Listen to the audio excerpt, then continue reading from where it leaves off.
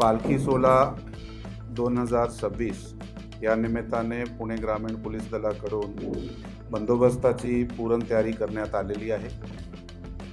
पुणे ग्रामीण पोलीस दलाचा जे कार्यक्षेत्र आहे त्या कार्यक्षेत्रात एकूण 6 मानाचे पालखी जे आहे ते जात आहे इथून पंढरपूरला, आणि संत ज्ञानेश्वर महाराज आळंदी देवस्थान इथून संत ज्ञानेश्वर याची पालखी आमच्याकडे झेंडेवाडी सासवड पोलीस स्टेशनच्या हद्दीमध्ये एंटर होत आहे, आणि त्यातून सासवडला 2 दिवसाचा मुक्काम करून पुढे जेजुरीच्या नंतर वेलाचे नंतर नीरा मार्गे लोणंद सातारा जिल्ह्यात आगमन होत आहे। असा हे साधारण 55 किलोमीटरचा प्रवास जे आहे पुणे ग्रामीण पोलीस दलाचे कार्यक्षेत्रातून होत आहे। तसेच संत तुकाराम महाराज या पालखीचा आगमन पुणे ग्रामीण पोलीस दलाचा कार्यक्षेत्र जे आहे त्याच्यात कुंजीरवाडी उर्ली कांचन पोलीस स्टेशनच्या हद्दीमध्ये होत आहे। त्याचे नंतर यवत, वरवंड, उंडवडी, बारामती, संसर, इंदापूर आणि सराटी, आणि पुढे अकलूज ला सोलापूर जिल्ह्यात जे आहे ते पालखी सोहळा जात आहे पंढरपूर जाण्यासाठी। ह्या रूट आमच्याकडे 160 किलोमीटर पेक्षा जास्त रूट आहे। ह्या दोघे पालखी सोहळ्यासाठी जे बंदोबस्त आहे ते नेमण्यात आलेला आहे। दोघे पालखी बरोबर पोलीस दलाचे सिनियर अधिकारी राहणार आहात। दोघे रूटवर एक ॲडिशनल SP रँकचे ऑफिसर जे आहे ते देखरेख अधिकारी म्हणून काम करणार आहे।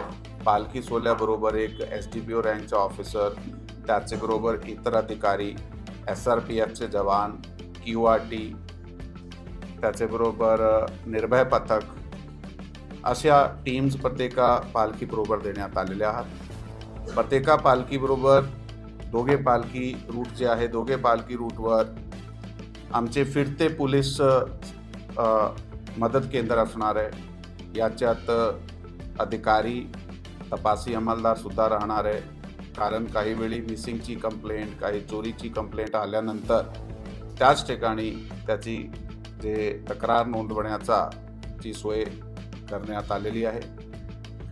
त्याचबरोबर प्रत्येका पालखी रूटवर मुक्कामाच्या ठिकाणी आणि विसाव्याच्या ठिकाणी बंदोबस्त योग्य पद्धतीने लावून तिथे जे गर्दी नियंत्रण आहे, विशेष करून रांग व्यवस्था जे आहे ज्याचे एंट्री पॉईंट आणि एक्झिट पॉईंट वेगवेगळे असले पाहिजे असले प्रकारचा नियोजन करण्यात आलेला आहे।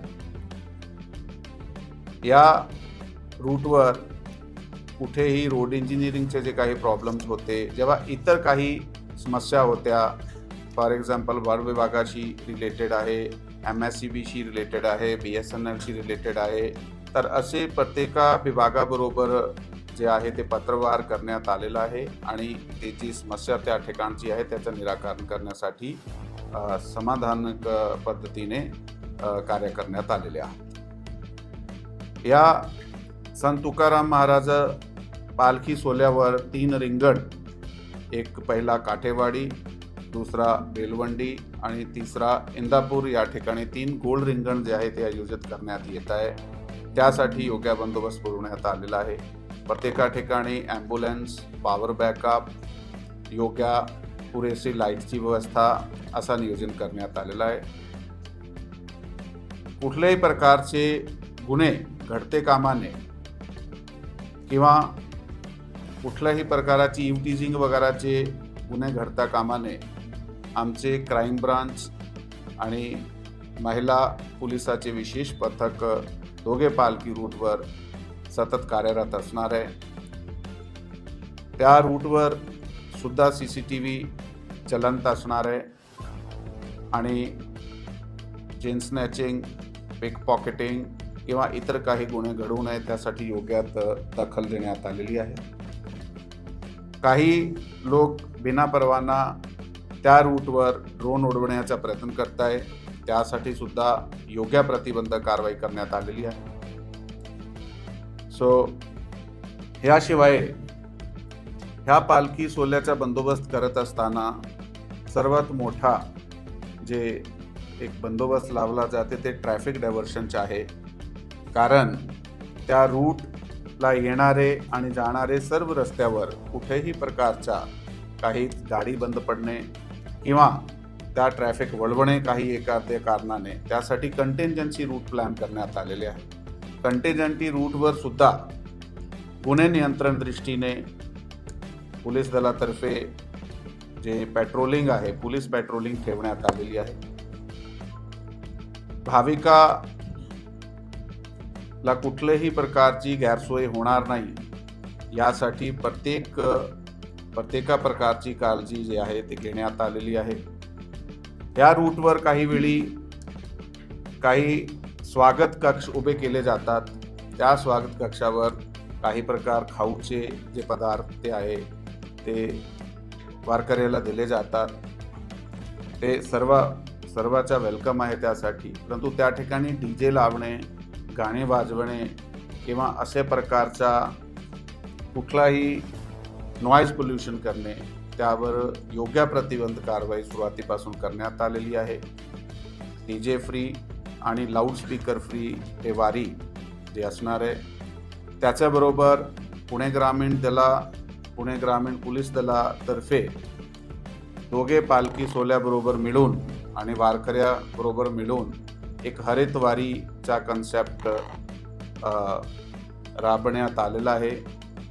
मागच्या वर्षी सुद्धा अखेर रूटवर प्लांट लावण्यात आले होते. यावर्षी सुद्धा प्रत्येका पोलीस स्टेशनची हद्दीमध्ये त्या रूटवर जागोजागी जे आहे ते ट्री प्लांटेशन करण्यात येणार आहे. पाऊस सुरू झालेला आहे म्हणून आता लावण्यात आलेले जे झाडे आहे ते पुढच्या वर्षी अजून मोठे होऊन जाईल आणि पर्यावरणात एक चांगला इम्पॅक्ट त्याचा होईल.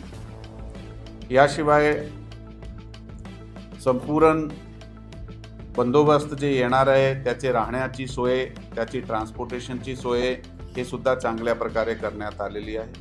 काही गोष्टी जे पुणे ग्रामीण पोलीस दलाकडे सध्या उपलब्ध नाही आहे ते दुसऱ्या घटकाकडून मागून घेतल्या गेल्या आहेत. जसा की सर्वेलन्स व्हॅन आहे किंवा इतर काही टेक्निकल सर्वेलन्सचे जे उपकरण आहे ते दुसऱ्या घटकाकडून विनंतीवर मागण्यात आलेलं आहे. ह्या बंदोबस्ताती योग्यप्रमाणे आमची तयारी आहे आणि आपण सर्वाला पालखी सोहळा 2026 याची खूप खूप शुभेच्छा. थँक्यू. जय हिंद, जय महाराष्ट्र.